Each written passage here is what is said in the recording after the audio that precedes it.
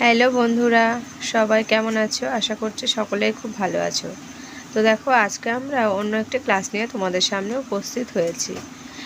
আমরা এখন এমসিকিউ প্রশ্ন করাচ্ছি, আর আমরা খুব তাড়াতাড়ি ডিটেলস ক্লাসও তোমাদের সামনে নিয়ে আসব। তো তোমরা অবশ্যই চ্যানেলটিকে সাবস্ক্রাইব করে পাশে থাকা বেল আইকনটি প্রেস করো, যাতে সবার আগে নোটিফিকেশানটি পেয়ে যাও। তো দেখো, আজকে চাইল্ড পেডাগজির কোশ্চেন আমি তোমাদেরকে করাবো। তো আজকের সেটের প্রথম প্রশ্ন রয়েছে, একজন শিক্ষক হিসেবে কিভাবে আপনি আপনার শিক্ষার্থীর সমস্যা সমাধানের দক্ষতাকে সহজ করবেন। তো দেখো, এখানে আমরা অপশান টেস্ট করে দেখব যে কোন অপশানগুলো আমরা এলিমিনেট করতে পারি বা কোন অপশানটি অ্যাপ্রোপ্রিয়েট, সেটা কিন্তু প্রথমে আমাদেরকে অপশান টেস্ট করতে হবে। সবসময় ভাববে যে চাইল্ড পেডাগজিতে নেগেটিভ উত্তর কিন্তু খুব কম আসে। তো দেখো, এখানে প্রথম অপশান রয়েছে ভয় দেখিয়ে। তো প্রথম অপশানটা কিন্তু অবশ্যই কাটা। কারণ কি, শিক্ষক কখনো ভয় দেখিয়ে শিক্ষার্থীর সমস্যার সমাধান করতে পারবে না, তাহলে ভয় দেখিয়ে এটা হবে না। অপশান বি রয়েছে মানসিক চাপ প্রয়োগ করে, এটাও হবে না। বিষয়বস্তুকে বারবার মুখস্থ করিয়ে, দেখো মুখস্থ করলে কিছু হয় না, তাকে বোঝাতে হবে। তো অপশান ডি রয়েছে কি ব্রেন স্টর্মিংয়ে উৎসাহ দেওয়া এবং অ্যানালজি ও আবিষ্কারের মতো পদ্ধতিগুলি অবলম্বন করে। এখানে করে কথাটা নেই, তোমরা এটা একটু অ্যাড করে নিও। আর হ্যাঁ, তোমরা কিন্তু ইম্পর্ট্যান্ট প্রশ্ন বা বাকি যে প্রশ্নগুলো আমি করাচ্ছি সেগুলো কিন্তু খুবই ইম্পর্ট্যান্ট। তোমরা কিন্তু খাতায় লিখেও পড়ার চেষ্টা করতেই পারো, তাতে কিন্তু তোমাদেরই ভালো হবে। তো দেখো, এখানে কিন্তু অপশান ডি তার মানে আমাদের সঠিক উত্তর হয়ে যাবে, অপশান ডি। দ্বিতীয় প্রশ্নে আমরা চলে যাব। তো আজকে সেটের দ্বিতীয় প্রশ্ন রয়েছে, বিমূর্ত বিজ্ঞানভিত্তিক চিন্তন ক্ষমতার বিকাশে যে স্তরের বৈশিষ্ট্য তা হলো। তো এখানে দেখো, বিজ্ঞানভিত্তিক চিন্তন বা বিমূর্ত চিন্তন যখনই এই কথাটা আসবে, তখনই তোমরা অবশ্যই ভাববে যে অপশান নম্বর সি, অর্থাৎ যৌক্তিক সক্রিয়তার স্তর বা ফর্মাল অপারেশন স্টেজ, এটাই কিন্তু হয়ে যাবে আমাদের সঠিক উত্তর। আর এই যে চারটে স্তর এখানে দেয়া হয়েছে, এই চারটে স্তর কে দিয়েছে তোমরা কমেন্টের মাধ্যমে কিন্তু জানিও। আমি এর আগে এই প্রশ্নটা অনেকবার করিয়েছি, তো তোমরা জানিও যে এই চারটে স্তরের কথা প্রথম কোন বিজ্ঞানী বলেছিলেন। চলো 3 নম্বর প্রশ্নে চলে যাই। আজকে সেটা 3 নম্বর প্রশ্ন রয়েছে, নিম্নলিখিত কোন জোটটি সঠিক। দেখো, এখানে আছে দৈহিক বিকাশের সাথে পরিবেশ, প্রজ্ঞামূলক বিকাশের সাথে পরিণমন, সামাজিক বিকাশের সাথে পরিবেশ, আর প্রাক্ষবিক বিকাশের সাথে পরিণমন। তো বলো, এর মধ্যে কোনটা সঠিক উত্তর হয়ে যাবে। অবভিয়াসলি দৈহিক বিকাশের সাথে পরিবেশের কোনো সম্পর্ক নেই। দেহের বিকাশ হবে, তার জন্য তো খাওয়া দাওয়া প্রয়োজন, তাতে পরিবেশের কী ভূমিকা। প্রজ্ঞামূলক বিকাশ মানে কি, প্রজ্ঞামূলক জ্ঞান, তার সাথে পরিণমনের কোনো সম্পর্ক নেই। আবার সামাজিক বিকাশ পরিবেশ, আর প্রাক্ষবিক বিকাশ ও পরিণমন। দেখো, প্রজ্ঞামূলক বিকাশের সাথে পরিণমনের কোনো সম্পর্ক নেই বা প্রাক্ষবিক বিকাশের সাথে পরিণমনের সম্পর্ক নেই, কিন্তু সামাজিক বিকাশ, একটা বাচ্চার মধ্যে সামাজিক বিকাশ তখনই হবে যখন সে পরিবেশের সাথে মিশবে, পরিবেশটাকে ভালোভাবে জানবে, তখনই কিন্তু তার সামাজিক বিকাশটা সম্ভব হবে। তো এটাই কিন্তু হয়ে যাবে এই প্রশ্নের সঠিক উত্তর। তো 4 নম্বর প্রশ্নে চলে যাব আমরা। 4 নম্বর প্রশ্ন রয়েছে, নিচের কোন বিবৃতিটি শিক্ষার্থীর বিকাশে বংশগতি ও পরিবেশের ভূমিকা সম্পর্কে সঠিক। দেখো, শিক্ষার্থীর বিকাশের জন্য বংশগতি এবং পরিবেশের ভূমিকা কিন্তু খুবই গুরুত্বপূর্ণ। সেখানে বংশগতি যেরকম ভূমিকা পালন করে, তেমনই পরিবেশও ভূমিকা পালন করে, আবার বিদ্যালয়েও আছে। তো এখানে কি বলছে যে বংশগতি ও পরিবেশের ভূমিকা সম্পর্কে যেটা সঠিক সেটা আমাদেরকে এখানে দেখাতে হবে। তো দেখো, এখানে কি রয়েছে অপশান রয়েছে যে পরিবেশের ভূমিকা প্রধানত স্থির, যেখানে বংশগতির প্রভাব পরিবর্তন করা যেতে পারে।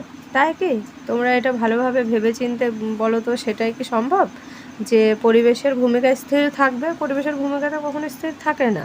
এবং বংশগতির প্রভাব পরিবর্তন করা যেতে পারে না, বংশগতির প্রভাব পরিবর্তন করা যায় না।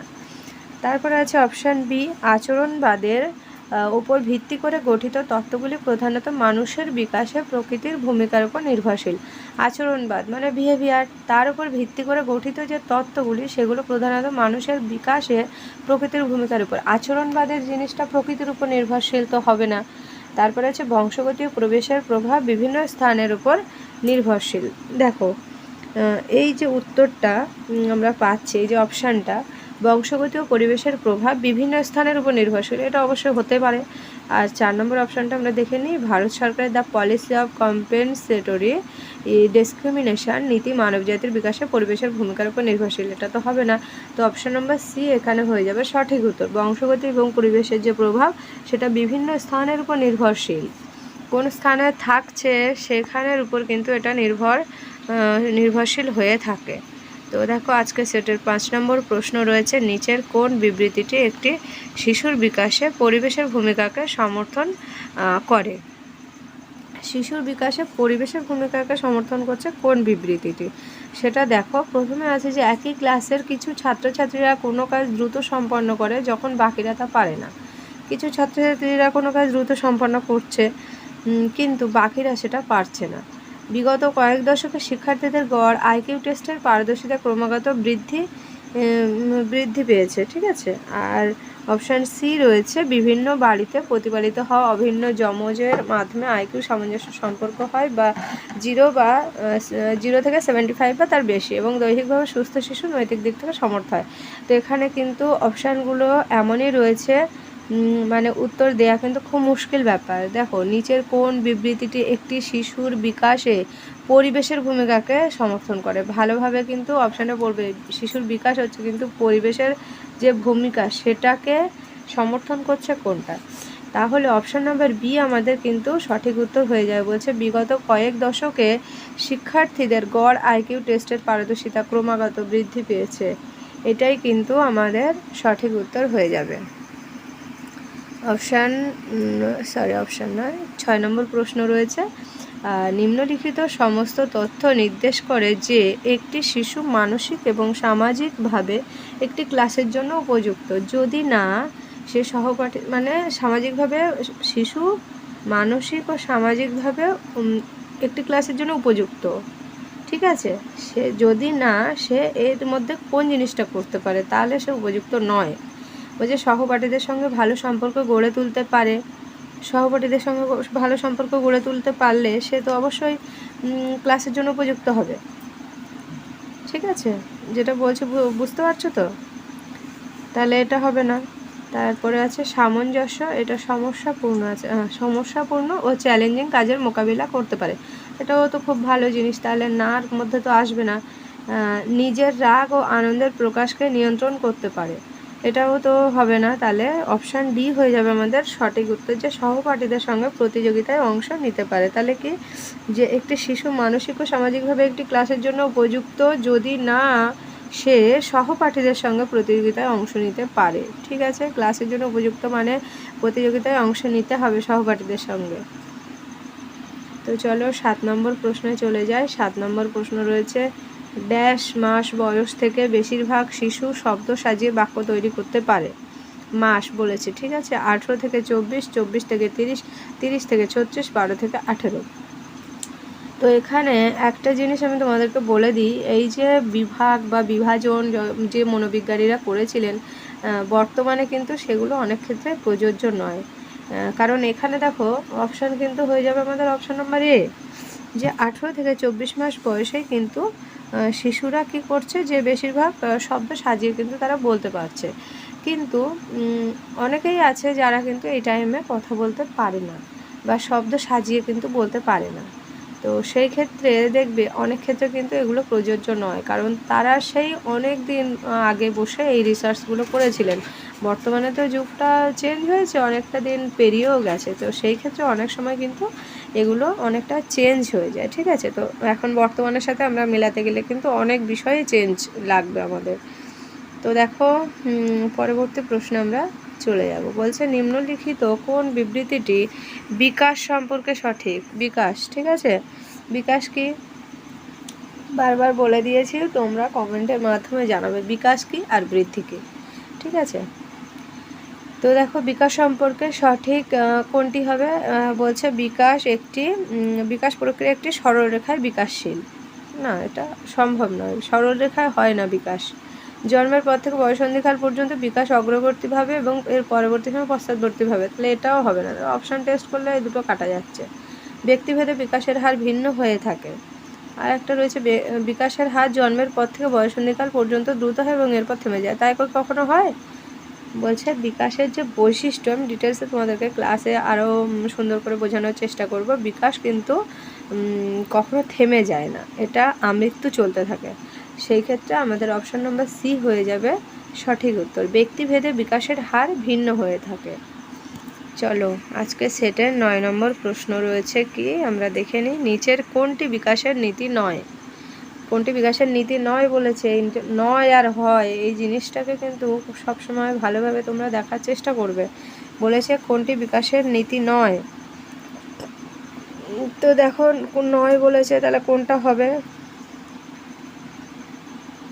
অপশান রয়েছে বিকাশ ধারাবাহিকতা মেনে চলে, নির্দিষ্ট সময় পরে বিকাশ সম্পন্ন হয়, জন্মের সময়েই বিকাশের ধারা ও প্রকৃতি নির্ধারিত হয়, ব্যক্তিভেদে বিকাশের হার ভিন্ন। তো এখানে কি হবে?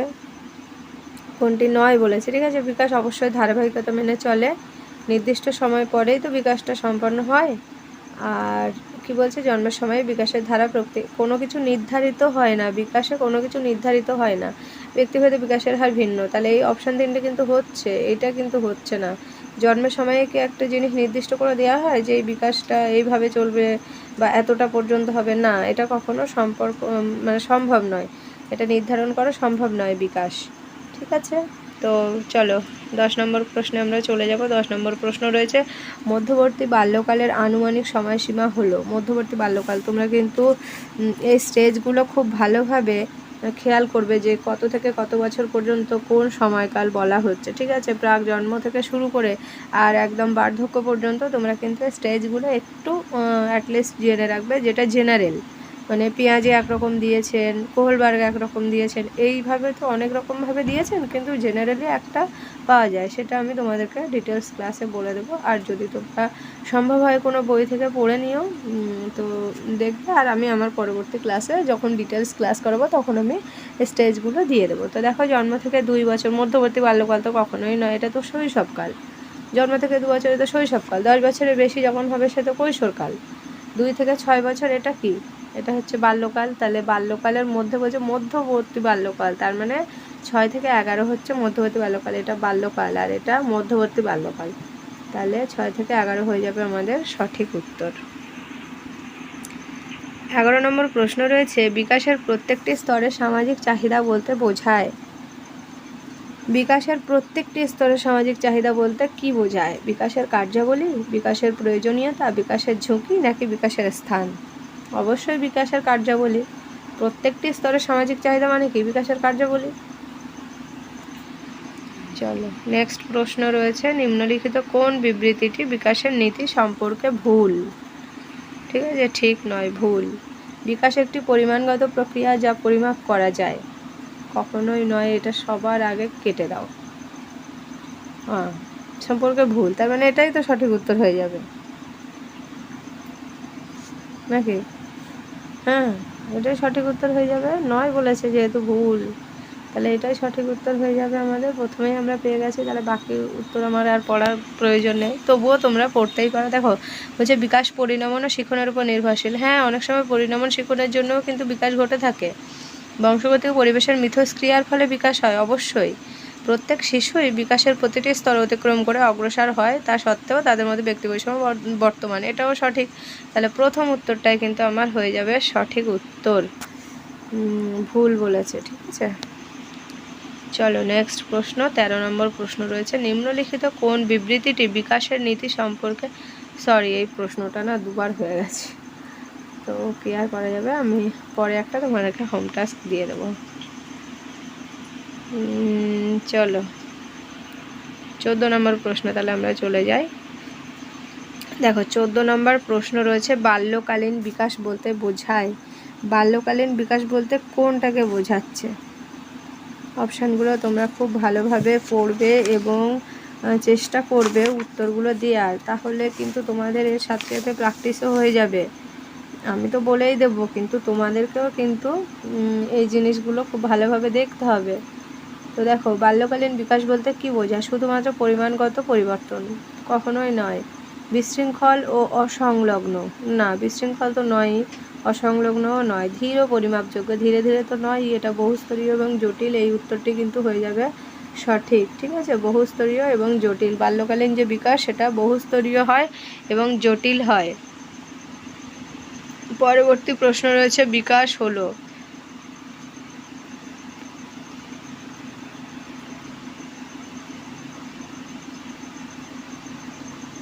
দেখো অপশান এ রয়েছে, দেহের কেন্দ্র থেকে বাইরের দিকে অগ্রসর হওয়া, নিচ থেকে উপরের দিকে বিকাশ, একমাত্রিক নাকি পরিবেশগত কার্যাবলী দ্বারা প্রভাবিত নয়। তো বিকাশ হলো, বিকাশ কোনটা হবে? প্রথমটা হয়ে যাবে। দেহের কেন্দ্র থেকে বাইরের দিকে অগ্রসরই হচ্ছে বিকাশ। দেহের কেন্দ্র থেকে বাইরের দিকে বিকাশ। ঠিক আছে, বাইরের দিকে যে অগ্রসর হয় সেটাই হচ্ছে বিকাশ। পরবর্তী প্রশ্ন, আমাদের 16 নম্বর প্রশ্ন রয়েছে, মনোবিজ্ঞানী পিয়াজে অর্জিত তথ্য সময়ের একক সংগঠনের ক্ষেত্রে মেন্টাল স্ট্রাকচার বোঝাতে কোন শব্দটি ব্যবহার করেছেন? মেন্টাল স্ট্রাকচার, খুব ভালোভাবে কিন্তু প্রশ্নটা পড়বে, এটা very very important, very very important প্রশ্ন। বিকাশের স্তর, জিন, পরিণামন স্তর নাকি স্কিমা, কোনটা হবে বলো? মেন্টাল স্ট্রাকচার বলতে কিন্তু স্কিমাকে বোঝানো হয়েছে, এটা খুব ইম্পর্টেন্ট প্রশ্ন। তাহলে এখানে সঠিক উত্তর হয়ে যাবে স্কিমা। পরবর্তী প্রশ্ন 17 নম্বর প্রশ্ন রয়েছে, নিচের কোন বৈশিষ্ট্যটি ভাইগটস্কি এর মত অনুসারে বিকাশ ও শিখনের মধ্যে পারস্পরিক সম্পর্ক? ভাইগটস্কি কি বলেছিলেন? ভাইগটস্কি কিন্তু এই সামাজিক নির্মিতিবাদের প্রবক্তা। হ্যাঁ, এটা কিন্তু সোশ্যাল কনস্ট্রাকটিভিজম, এটা মনে রাখবে তোমরা। ভাইগটস্কির যে তত্ত্ব সেটা হচ্ছে সোশ্যাল কনস্ট্রাকটিভিজম।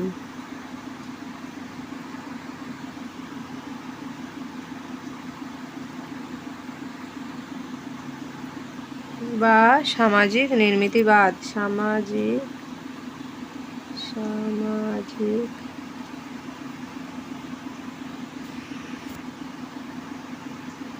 নির্মিতিবাদ। অনেক সময় কিন্তু প্রশ্ন আসে যে সামাজিক নির্মিতিবাদের প্রবক্তাকে, তো অবশ্যই কিন্তু উত্তর হয়ে যাবে আমাদের ভাইগটস্কি। ঠিক আছে, সোশ্যাল কনস্ট্রাকটিভিজম বা সামাজিক নির্মিতিবাদের প্রবক্তাকে কি হয়ে যাবে না ভাইগটস্কি। তো ওনার মত অনুসারে বিকাশ ও শিখনের মধ্যে পারস্পরিক সম্পর্ক নিচের কোন বৈশিষ্ট্যটা দিয়ে তুমি বুঝবে? বলছে এটি সরল প্রকৃতি, বিকাশের আগে শিখন হয়, স্থিতিশীল প্রকৃতি নাকি শিখনের আগে বিকাশ হয়? বলো তোমরা কমেন্টের মাধ্যমে জানাও। আর এটার কিন্তু সঠিক উত্তর হয়ে যাবে অবশ্যই শিখনের আগে, বিকাশের আগে শিখন হয়। ঠিক আছে, আর এখানে দেখো অপশানগুলো একটু উল্টে পাল্টে গেছে। অপশান নাম্বার বিটা চলে এসছে মাঝখানে, আর সিটা, এই সি যেটা লেখা আছে এটাই কিন্তু উত্তর হয়ে যাবে। মানে এখানে অপশান নাম্বার বিটাই উত্তর, যে বিকাশের আগে শিখন হয়। নেক্সট প্রশ্ন 18 নম্বর প্রশ্ন রয়েছে, বিবৃতি।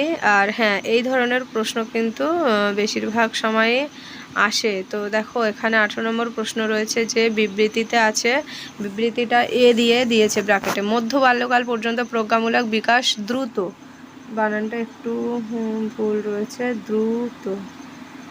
ঠিক আছে, দ্রুত হয় এবং এরপর থেমে যায়, তাই কি? বিকাশ কি কখনো থেমে যায় না, তাহলে এখানে কাটা। কারণ কি বলছে, মধ্য বাল্যকালের পর ব্যক্তি নতুন কিছু শেখে না।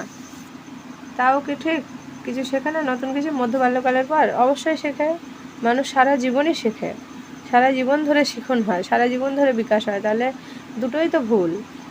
তাহলে এখানে দেখো কোন উত্তরটা হবে, এ এবং আর উভয়ই ভুল। তাহলে অপশান নাম্বার ডি হয়ে যাবে আমাদের সঠিক উত্তর। ঠিক আছে,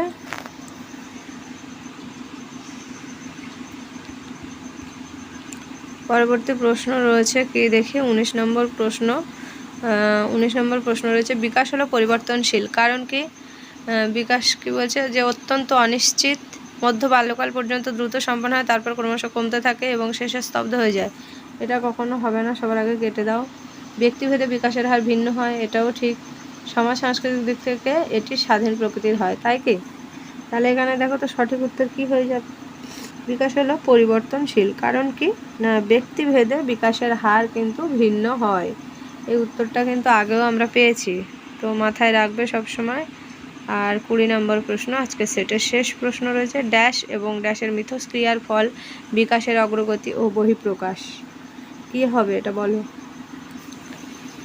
অপশান এ রয়েছে অনুসন্ধান পুষ্টি, অপশান বি রয়েছে প্রতিবন্ধকতা সীমাবদ্ধতা, অপশান সি বংশগতি পরিবেশ, নাকি অপশান ডি স্থিতিশীলতা পরিবর্তনশীলতা। দেখো, বংশগতি ও পরিবেশের মিথস্ক্রিয়ার ফল বিকাশের অগ্রগতি ও বহিঃপ্রকাশ। ঠিক আছে, তাহলে আমাদের অপশান নাম্বার সি হয়ে যাবে সঠিক উত্তর। তো সকলে কমেন্টের মাধ্যমে জানিও আজকের ক্লাসটা কেমন লাগলো, এবং আমরা ডিটেলসে ক্লাস নিয়ে চলে আসবো। তোমরা কিন্তু কমেন্টে জানিও যে কারা কেমন কি ক্লাস পেতে চাও, আমরা সেই ধরনের ক্লাস তোমাদের সামনে নিয়ে হাজির হওয়ার চেষ্টা করব। আর ভালোভাবে সবাই মানে পড়াশুনো করো, খুব শীঘ্রই আমার ডেটের নোটিফিকেশান আসতে চলেছে। তো ঠিক আছে, এই পর্যন্ত আজকে। সকলে খুব ভালো থেকো, সুস্থ থেকো এবং পড়াশুনো চালিয়ে যাও। দেখা হবে পরবর্তী ক্লাসে।